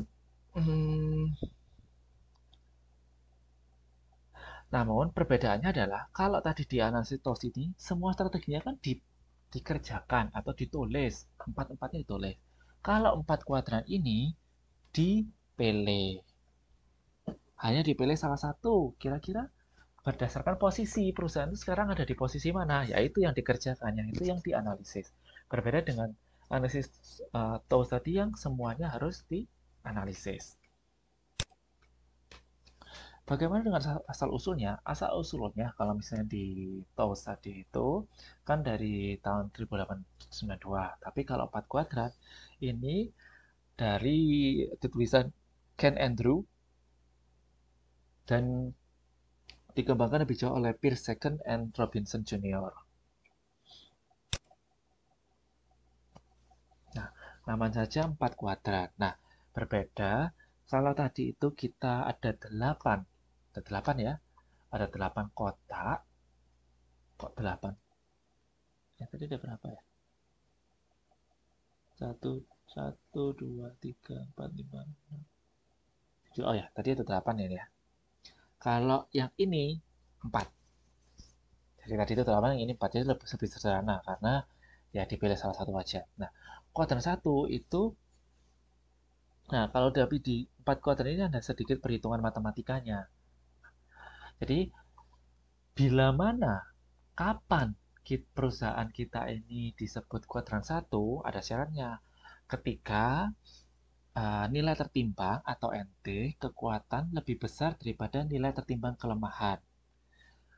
Dan nilai tertimbang peluang lebih besar daripada nilai tertimbang ancaman. Jadi kan tadi itu ada yang bagus-bagus. Jadi yang bagus-bagus lebih besar daripada yang jelek-jelek. Nah, pada kondisi tersebut, maka perusahaan kita dikategorikan di nilai tertimbang, bisa dikategorikan di kuadran 1. Jadi sekali lagi, bila mana perusahaan kita tuh masuk ke kuadran 1, ketika peluang lebih besar, lebih bagus daripada, pokoknya yang bagus-bagus lebih besar daripada yang jelek-jelek. Nilai yang bagus lebih besar daripada nilai jelek. Bila mana perusahaan kita disebut kuadran 2, nah ini diperoleh ketika nilai peluang lebih besar daripada nilai ancaman. Dan nilai kelemahan lebih besar daripada kekuatan. Jadi ini nilai peluang lebih besar daripada ancaman, tapi nilai kelemahannya lebih besar daripada kekuatan. Bila mana perusahaan disebut sebagai kuadran 3, ketika nilai kelemahan lebih besar daripada kekuatan dan nilai ancaman lebih besar daripada peluang. Nah ini kalau di kuadran ketiga ini gampang. Kuadran ini yang jelek-jelek lebih besar daripada yang bagus-bagus. Kalau tadi kuadran 1 kan yang bagus-bagus lebih besar daripada yang jelek-jelek. Kalau yang kuadran 3 ini yang jelek-jelek lebih besar daripada yang bagus-bagus. Bila mana disebut dengan kuadran 4, apabila ketika ancaman perusahaan kita ini lebih besar daripada peluang, tetapi kekuatannya lebih besar daripada kelemahan. Seperti ini ya syaratnya.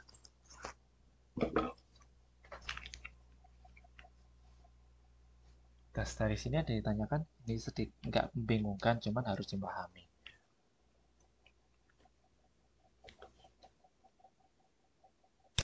Nah, ini gambarnya seperti ini. Jadi di kuadran 1 tadi itu yang bagus-bagus lebih besar, yang bagus-bagus lebih bagus. Yang bagus-bagus lebih besar daripada yang jelek-jelek. Itu ada di posisi sebelah kanan. Kebalikannya ada di yang jelek-jelek lebih besar daripada yang bagus-bagus, itu ada di kuadran 3, pertahanan hidup atau pertumbuhan. Nah, kalau yang di kuadran 2 tadi ini, kelemahan lebih besar daripada kekuatan. Sorry, saya juga lupa. Yang 2 tadi itu peluang lebih besar daripada ancaman. Saya taruh sini aja.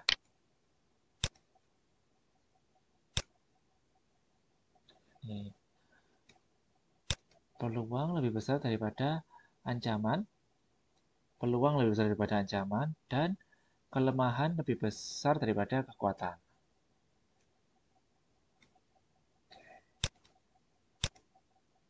Kalau di kuadran 4 ini, kebalikannya.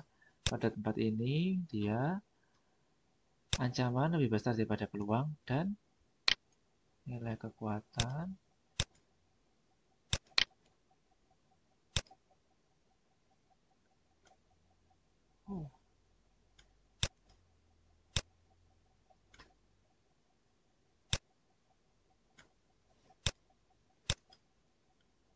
ancaman lebih besar daripada peluang dan ketika nilai kekuatan lebih besar daripada kelemahan.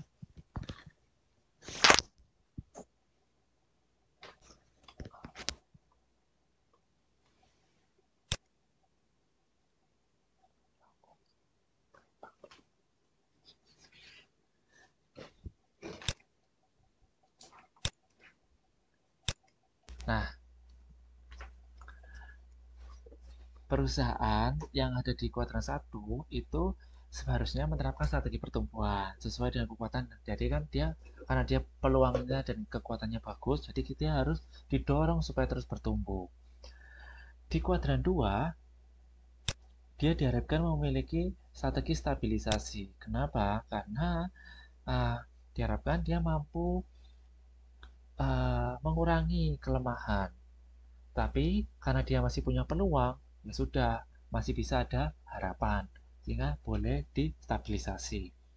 Di kuadran 3, nah, strategi 3 ini kan kebalikan dari strategi pertama, yang jelek-jelek lebih besar daripada yang bagus-bagus. Sehingga apa yang harus dilakukan? Ya harus bekerja keras supaya tetap bisa hidup atau pertahanan hidup.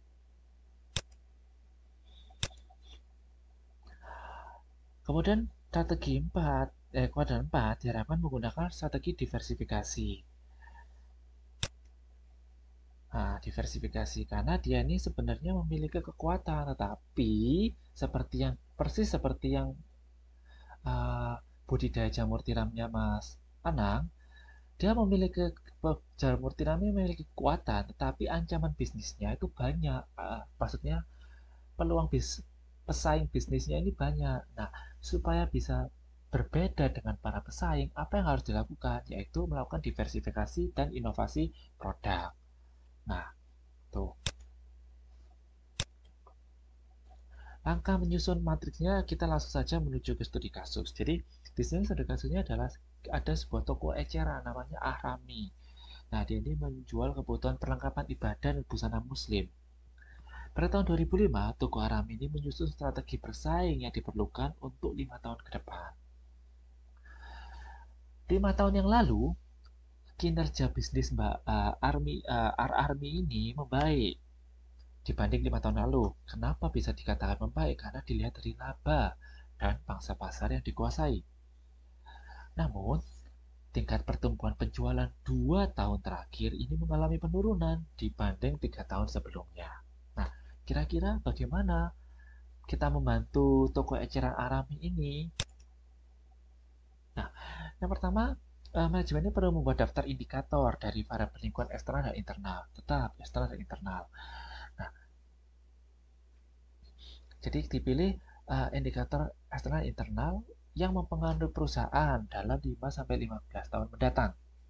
Contoh indikator peluang bisnisnya ini adalah konsumen yang potensial, loyalitas konsumen tinggi. Nah, contoh-contoh peluang bisnis tadi kan tidak ditemui dari bisnisnya Mbak Siti dan Mas Anang karena masih proposal bisnis, rencana bisnis belum berjalan. Tapi kalau bisnis sudah berjalan, tentunya konsumen yang loyal, customer loyal ini bisa menjadi peluang. Dan saya otomatis kalau konsumen loyal kan dia tidak berubah-ubah ya, seleranya itu aja. Nah, ini menjadi peluang. Contoh lain indikator ancaman bisnis, menurunnya daya beli. Nah, ini juga menurunnya daya beli. Itu juga menjadi ancaman eksternal karena kondisi politik contohnya. Tingginya persaingan, jelas ini juga dialami oleh Mbak Siti dan Mas Anang tadi. Bisnisnya dia mengiling banyak pesaingnya. Atau mungkin juga bisa terbatasnya segmen pasar. Atau image perusahaan yang kurang. Nah, mungkin image perusahaan ini juga bisa menjadi ditambahkan di analisisnya Mas Anang dan Mbak Siti karena sama-sama belum terkenal. Contoh lain ada contoh indikator keunggulan bersaing atau kekuatan. Image perusahaan bagus, lokasi strategis, variasi produk, akumulasi modal, kesejahteraan karyawan. Ini bisa masuk ke keunggulan bersaing. Bagaimana dengan kelemahan? Contohnya tadi bisa di lambannya pengembangan sumber daya, pelayanan konsumen, tingginya campur tangan pemilik, keterlambatan dan penyediaan produk. Nah, ini kan hal-hal yang jelek-jelek. Ini contoh-contohnya seperti itu. Nah, kemudian setelah teman-teman ini minta tolong diperhatikan karena ini cukup penting. Nah, setelah teman-teman membuat list atau daftar dari kekuatan, kelemahan, peluang, dan ancaman tadi, tugas teman-teman berikutnya adalah memberikan bobot. Nah, bagaimana cara memberikan bobot? Nah, coba diperhatikan. Memberikan bobot ini memberikan bobot pada masing-masing indikator ini caranya adalah membandingkan peran satu indikator dengan indikator lainnya. Nih, membandingkan. Nah, ada kata membandingkan. Berarti namanya bobot itu contohnya tadi di punyanya tokonya Arahmi tadi dia memiliki 7 kekuatan atau keunggulan bersaing.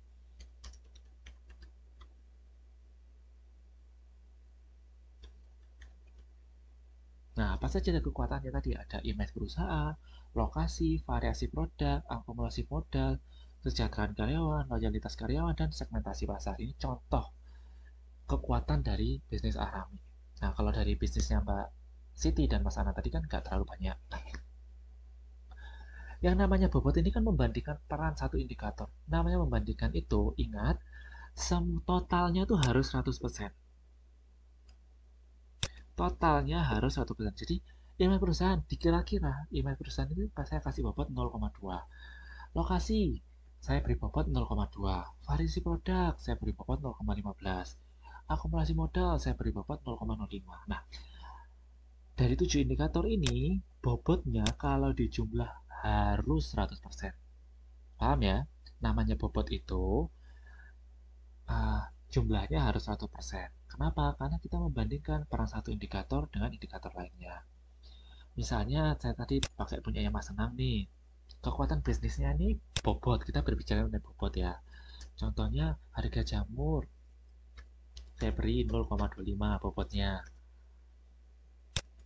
Bahan baku, saya beri 0,25 bobotnya.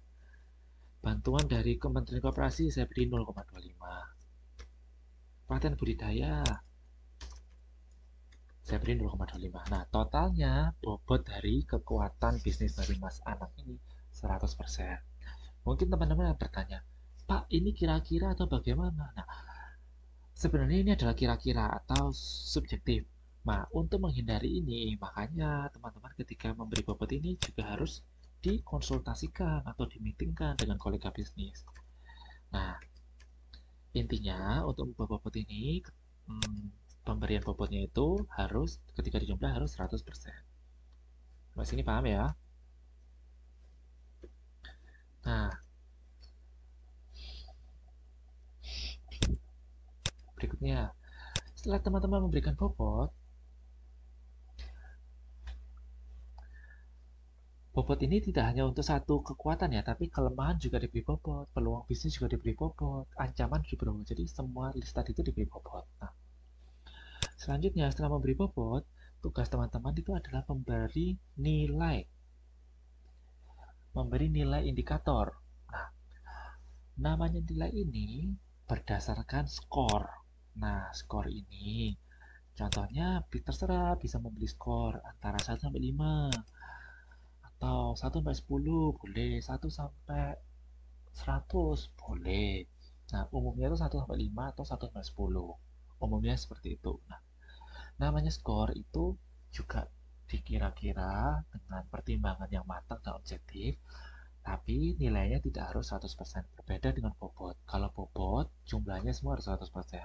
Kalau skor, tidak harus. Nah, contohnya di toko Arami tadi, variabel kelemahannya sekarang yang kita lihat dari toko Arami. Oh, sorry. Saya kelupaan. Memberikan yang positif-positif, jadi memberikan skor ini kan ada untuk skor untuk kekuatan dan kelemahan itu nilainya 1 sampai 5 atau 1 sampai 10 boleh positif. Tetapi untuk yang hal-hal negatif, contohnya kelemahan dan ancaman bisnis itu nilainya dari minus 1 sampai minus 5 atau minus 1 sampai minus 10. Paham ya bedanya ya? Jadi, ketika memberi nilai skor itu, kategori yang baik yaitu kekuatan kelemahan berikan nilai positif 1 sampai 5 atau 1 sampai 10. Tapi untuk memberi nilai skor kelemahan dan ancaman itu beri nilai negatif. Nah, kata tadi itu contohnya dari toko Arami, ya ini skor image perusahaan diberi 5, lokasi beri 4, variasi produk 4, akumulasi modal 4, karyawan 3, loyalitas karyawan 3, segmentasi pasar 4. Nah, ini di jumlah tidak harus 100 atau 10, tidak. Kita kembali lagi ke contohnya Mas Anang. Misalnya peluang tadi kekuatan bisnisnya saya beri nilai harga jamur stabil, saya beri nilai 6. Nilai 6. Bahan baku diproduksi sendiri, kita beri nilai 8, boleh. Modal, dari modalnya berapa sih? Paling ya, misalnya nih, saya kira-kira saya beri nilai 3, boleh. Pelatihan budidaya, saya beri nilai 3, boleh. Tapi ingat, kalau kelemahan itu nilainya harus minus dan ancaman. Teknologi sederhana, mungkin kita beri nilai minus 5. Ke kualitas produk rendah, mungkin kita beri nilai minus 3. Kurangnya pengawasan perawatan jamur, mungkin kita bisa beri nilai minus 4. Oke, jangan lupa kalau yang kelemahan dan ancaman bisnis yang jelek-jelek diberi skornya minus.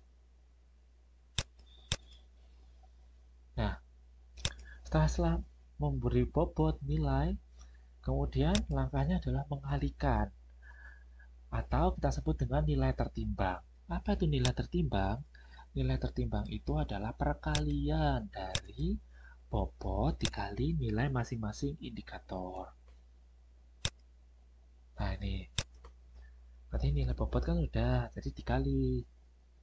Contohnya tadi nilai tertimbang dari punya Arahmi tadi, setelah dikali ketemu image perusahaan 1, lokasi 0,8, variasi produk 0,6, akumulasi modal 0,2,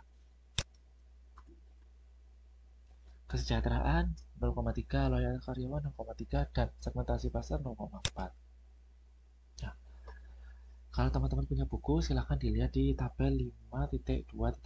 Nah, itu ada bagaimana dia memberikan bobot dan bagaimana memberikan nilai. Nah, kalau di buku ini nilainya kan kelemahan perusahaannya ini diberi positif ya. Nah, itu mending diberi nilai negatif. Supaya bisa menjelaskan bahwa yang lemah dan ancaman ini negatif. Kalau di buku ini tidak diberi penjelasan negatif, coba nanti nilainya diganti kelemahan dan ancamannya ini negatif. Setelah sudah dihitung nilai tertimbangnya itu dijumlah setiap segmen. Kekuatan totalnya berapa, nilai tertimbangnya dijumlah. Kelemahan totalnya berapa, dijumlah. Peluang totalnya berapa, dijumlah. Ancaman totalnya berapa, dijumlah. Jadi bikin ini ya total untuk setiap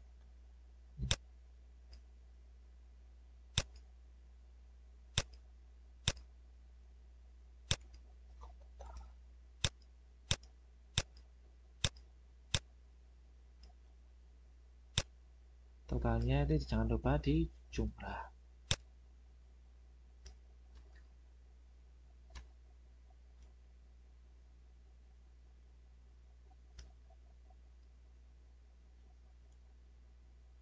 Nah, kalau data totalnya udah ketemu, kemudian langkahnya adalah kita menentukan posisi perusahaan. Nah, posisi perusahaan kita itu di kuadran mana tadi?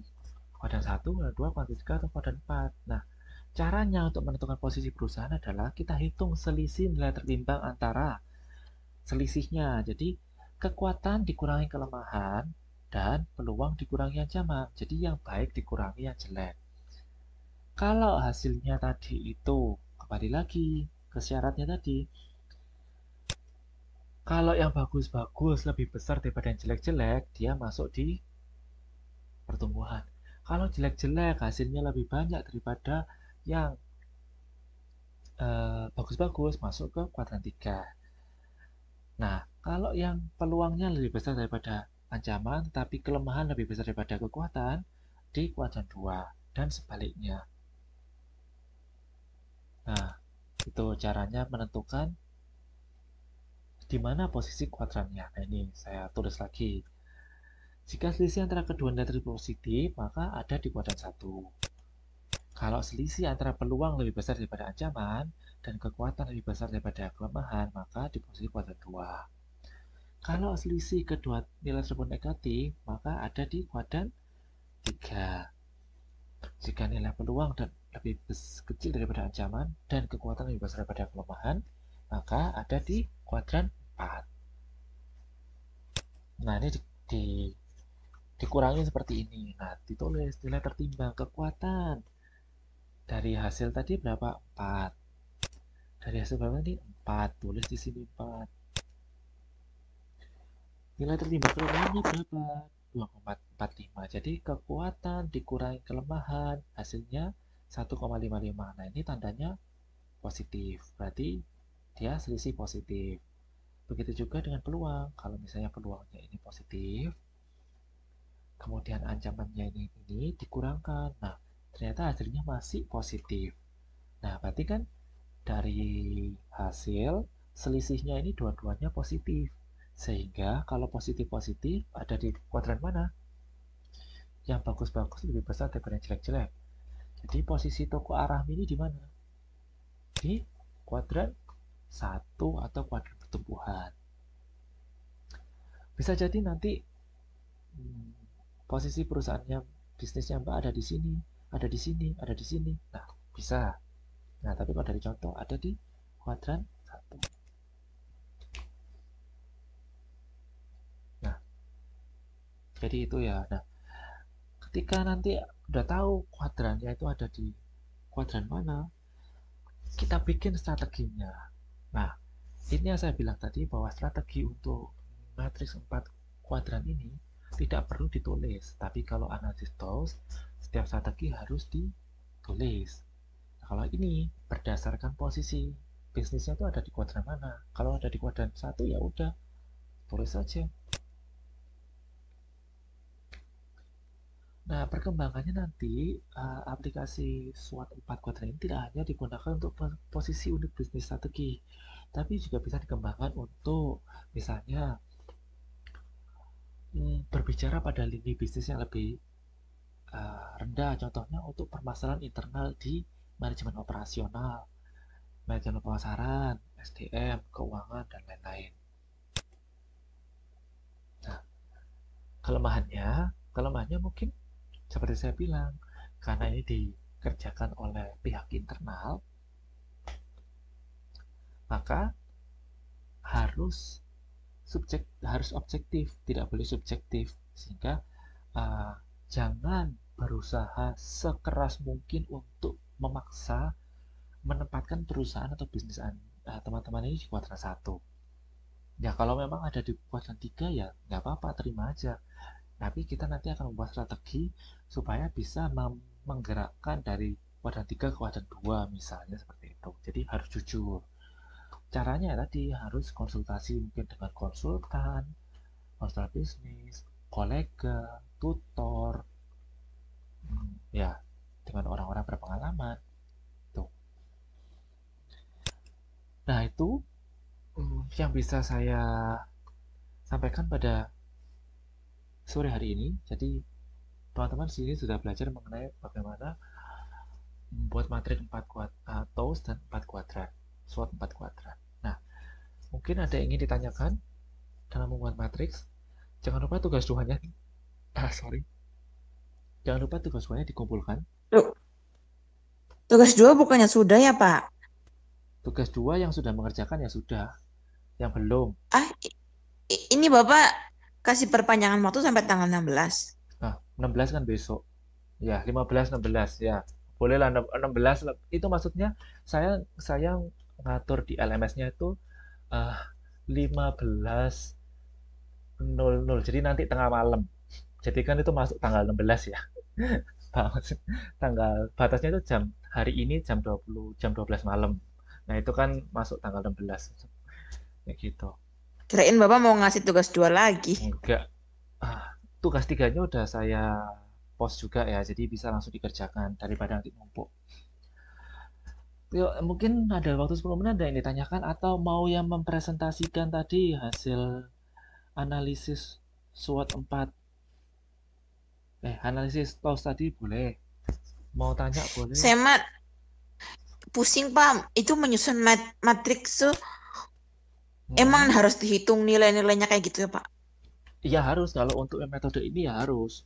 Tapi kan nilainya ini kan gampang, nggak perlu kita sendiri ngarang gitu maksudnya. Ya ngarang, nggak hanya sekedar mengarang, tapi benar-benar didiskusikan. Kalau udah punya bisnis beneran, harus didiskusikan dengan kolega bisnisnya.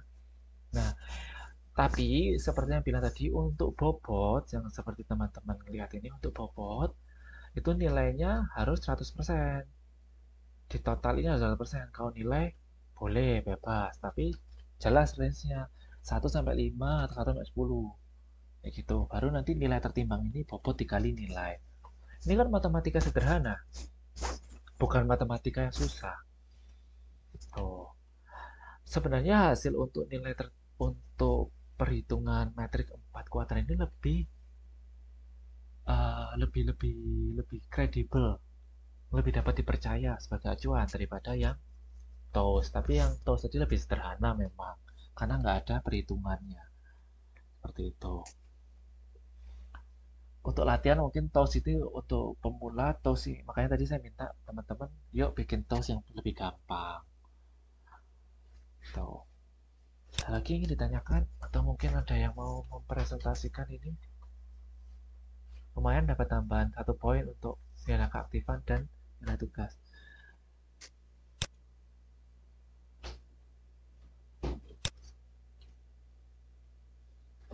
Ada? Kalau tidak ada, saya bisa akhiri. Tadi kalau nggak salah di grup ada yang nggak masuk, nanti yang tugas mengabsen minta tolong, yang nggak masuk di absen tidak hadir. Terus sudah itu aja kalau dari saya. Jadi saya akhiri pertemuan pada sore hari ini. Mohon maaf jika ada salah kata. Sampai berjumpa di pertemuan ke depan. Jaga kesehatan. Oke? Terima kasih Makasih, semuanya. Pak. Sampai jumpa minggu depan. Bye-bye. Bye-bye. Terima kasih Pak. Bye-bye. Yo. Assalamualaikum. Waalaikumsalam.